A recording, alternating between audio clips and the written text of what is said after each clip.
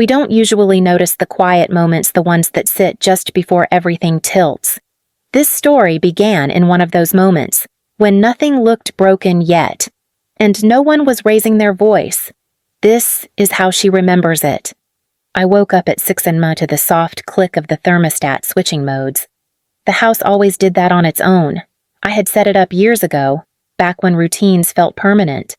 Coffee was already dripping into the pot, and my laptop was open on the kitchen counter, Slack muted, calendar clean for 10 minutes of peace. My name is Claire Whitman. I manage software projects for a living, not because I love control, but because order keeps things from falling apart. That morning mattered to me in a way I couldn't explain yet. I was halfway through reviewing a checklist when the front door opened. Not a knock, not a text, just the door. Ryan walked in like he'd never left. My brother didn't look at me right away. He glanced at the walls, the floor, the lights. His wife Melissa followed, one hand resting on her stomach, the other already tapping on her phone. "You're up early," Ryan said. "I usually am." Elaine came in behind them, still in her robe. My mother avoided my eyes and went straight for the coffee. Ryan leaned against the counter. "We need to talk." Melissa smiled without warmth. "It won't take long." I closed my laptop.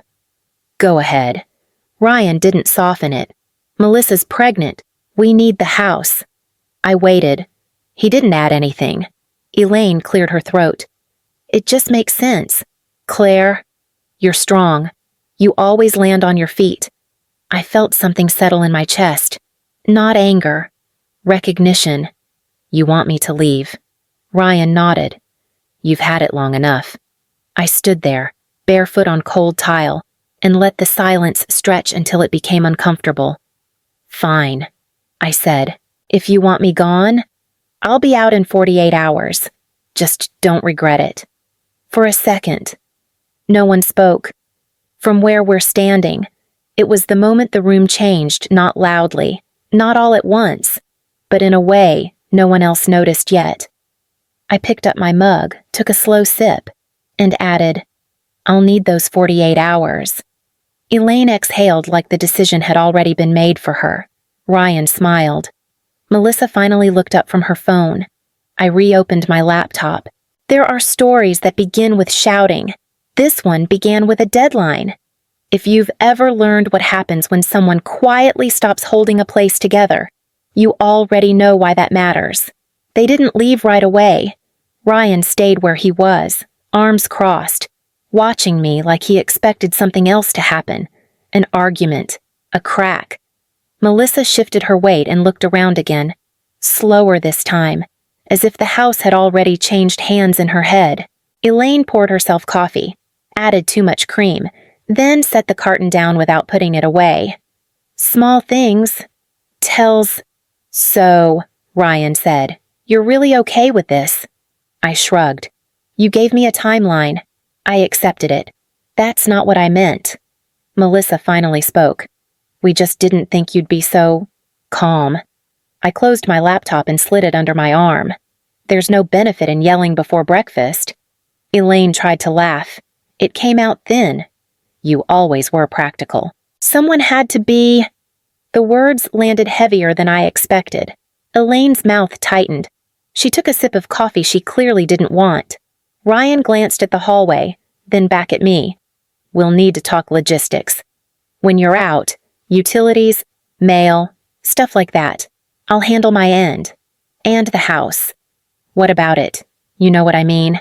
I met his eyes. "You'll have the house." Melissa nodded, relieved. "Good. That's all we wanted." There it was. Clean. Simple. Like they were doing me a favor by not asking for more. Elaine reached for my arm, hesitated, then pulled back. "You don't have to make this harder than it needs to be." "I'm not..." Ryan checked his watch. "Okay. 48 hours. Let us know if you need help moving." "I won't." They left in pieces. Melissa first, already typing. Ryan after her, pausing at the door like he wanted to say something else. Elaine lingered the longest, standing in the kitchen doorway, eyes drifting to the counter, the lights, the quiet. "This is still your family," she said softly. I nodded. "I know." The door closed. The house settled. The thermostat clicked again, adjusting to a room that suddenly felt too large. I stood there for a moment, then set my laptop back down, opened a new task list, named it carefully. No rush. 48 hours was more than enough time to finish what I'd started. I didn't start packing right away. Instead, I pulled a weathered accordion folder from a locked drawer. Every document inside was a record of a temporary fix that had become permanent. 7 years ago, a foreclosure notice had arrived. My father stood in this kitchen, staring at the bank's letterhead as if waiting for it to apologize. "We just need a little more time," he'd muttered, but my mother had looked directly at me. "You're the engineer. Claire, you're good with systems. You can fix this." They didn't realize the system they'd broken was their own life. By the time I intervened, the principal, interest, and penalties had spiraled to $187,000. The bank was done being patient. I remembered the call to the loan officer. I hadn't asked for a loan modification. I had asked for a note purchase. If I pay the full balance through an entity, I told the officer, "I want a general assignment of note and deed of trust. I'm not paying it off. I'm buying the position." There was a long silence on the line. "You understand that if the debt is assigned, rather than discharged, the lien remains active against the property." "Exactly," I said. I formed Whitman Holdings LLC a week later. I wasn't a daughter doing a favor. I was a line holder acquiring an asset. The bank got their money, and in return, they signed over the legal right to seize the house if the debt wasn't paid. When my mother asked how I'd saved the house, I told her the bank had agreed to a private restructuring. She cried and hugged me, too relieved to ask who the new creditor was. Ryan never asked at all. He just enjoyed the fruit of a labor he never bothered to understand. My phone buzzed. It was my contact at the title company, Claire, confirming the substitution of trustee and the assignment are both recorded in Washington County. He said, "The lien is active. No full reconveyance has ever been filed. So, as far as the county is concerned, Whitman Holdings LLC still holds the deed of trust correct. If you wanted to start foreclosure proceedings today, you have the legal standing to do so. Good. Keep the file open." I ended the call. The house was quiet, the air thick with the weight of a truth that had been sitting in this kitchen for 7 years. I checked the first box on my digital list. 48 hours wasn't much time to unravel a lifetime of entitlement, but it was plenty of time to remind them that in this house, I was no longer just the daughter. I was the bank. By late morning, the house had stopped feeling like a home and started feeling like a workspace. I sat at the dining table with my laptop open, a legal pad to the side, phone face down. I wasn't rushing. I'd learned a long time ago that rushing made mistakes, and mistakes cost more time than patience ever did. I opened a new project in my planner, gave it a neutral name. System Reset. The list filled itself quickly. Call movers, transfer utilities, export documents, revoke access, clean, finite, things that could be completed. My phone buzzed, a text from Ryan.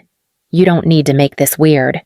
I stared at it for a second, then typed back. "I'm not." Another buzz. Elaine this time. "We're family.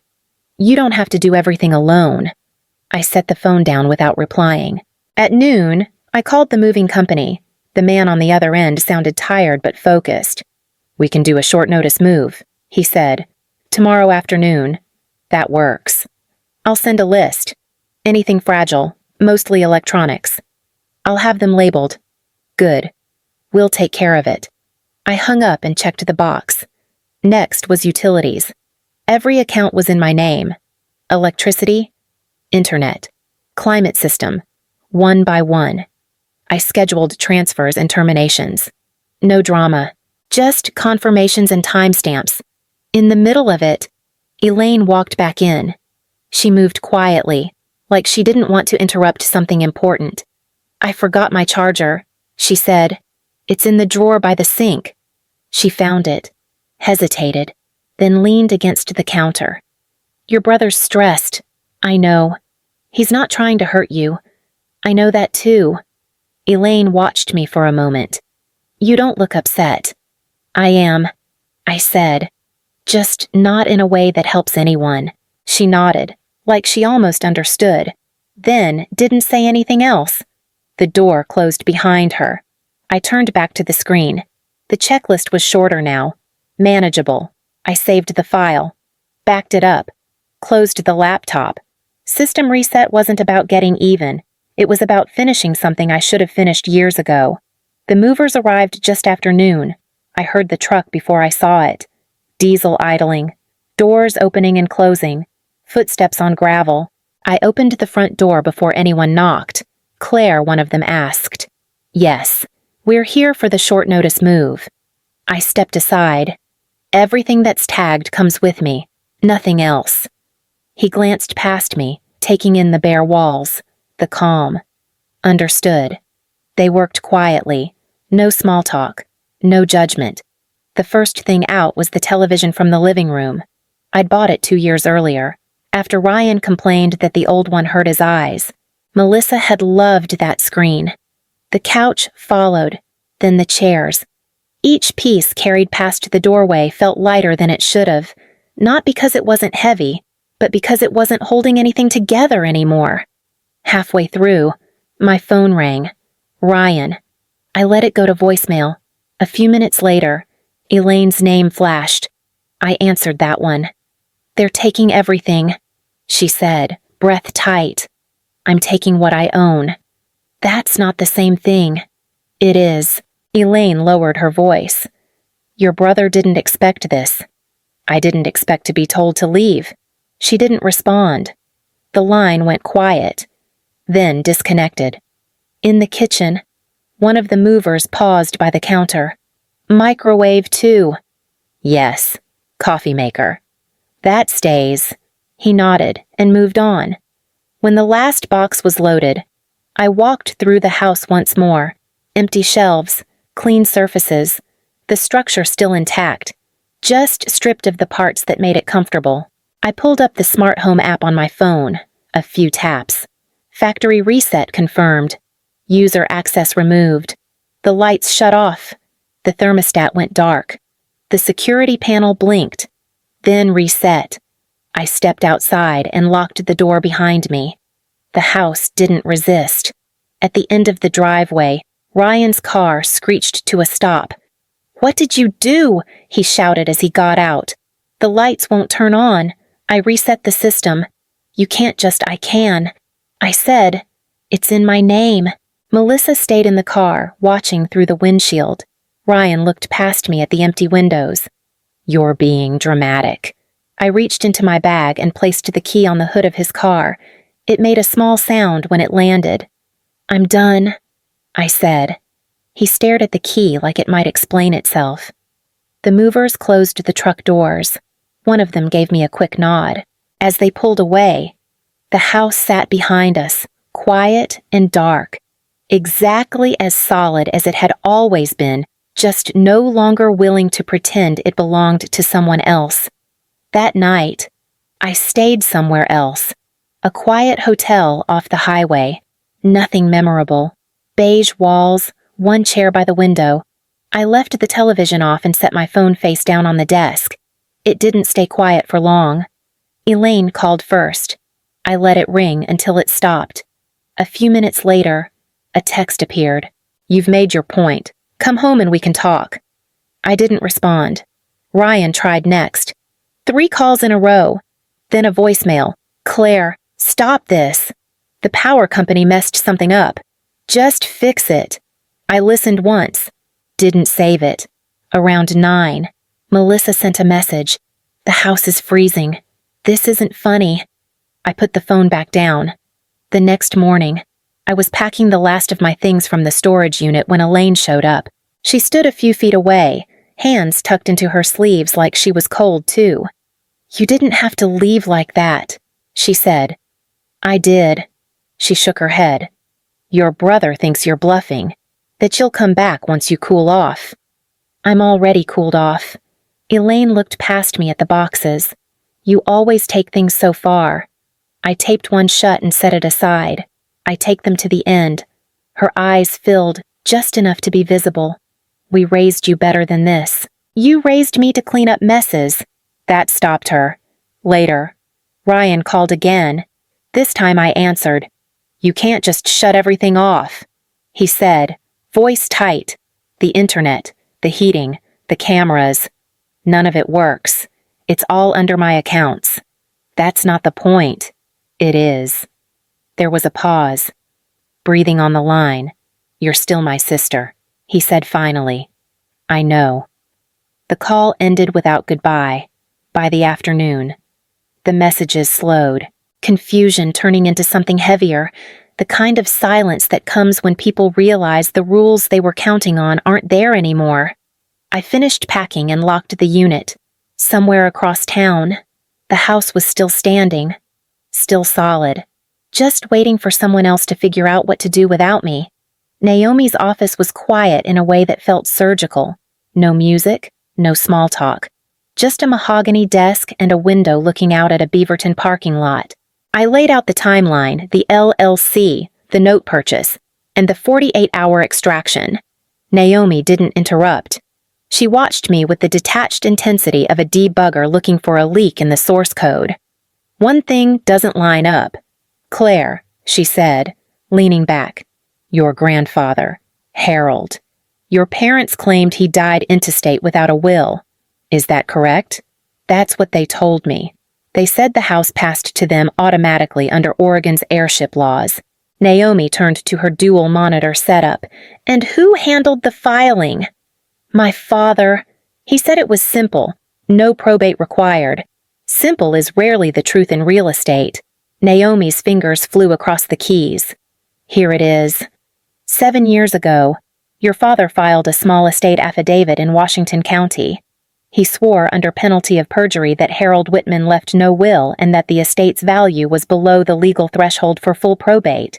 She paused, her expression sharpening. But this house was worth $400,000 back then. To use an affidavit, he had to intentionally undervalue the asset.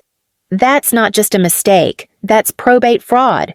She picked up her desk phone, made a brief call to a records clerk at a legacy law firm, and waited. A minute later, a PDF appeared on her screen. She turned the monitor toward me. It was a certified copy of a document with a formal seal. My grandfather's signature was at the bottom. Firm and unmistakable. I hereby devise and bequeath the residence and land located at... I skipped to the end, solely to my granddaughter, Claire Whitman. The air in the room felt thin. He left it to me. All of it. He did. He recorded it with his personal attorney. But your parents never brought it to the court. They suppressed the will, lied to the county, and took title unlawfully.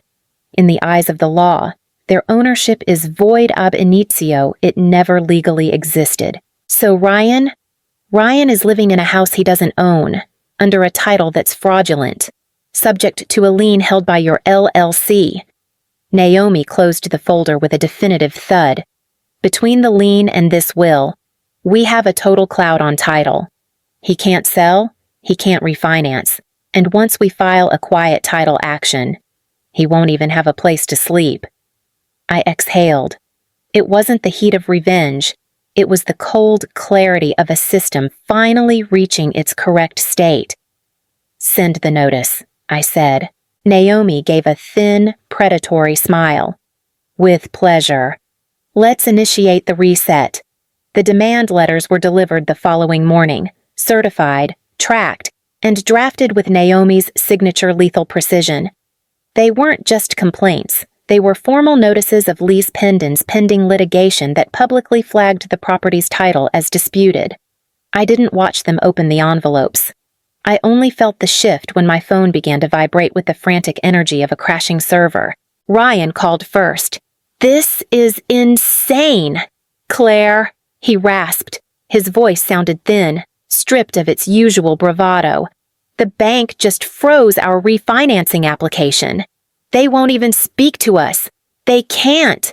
Ryan, automated risk management. Once the lis pendens hit the county records, you became a liability. You filed a lien. He spat. You're blocking our lives. I'm enforcing a debt, I corrected, leaning against the bare kitchen counter of my new apartment. The cloud on the title is a direct result of the fraud in the initial filing. I didn't create the defect. I just pointed it out to the auditors. There was a frantic shuffling of papers on his end. Melissa's brother tried to co-sign to bail us out. The underwriters laughed at him.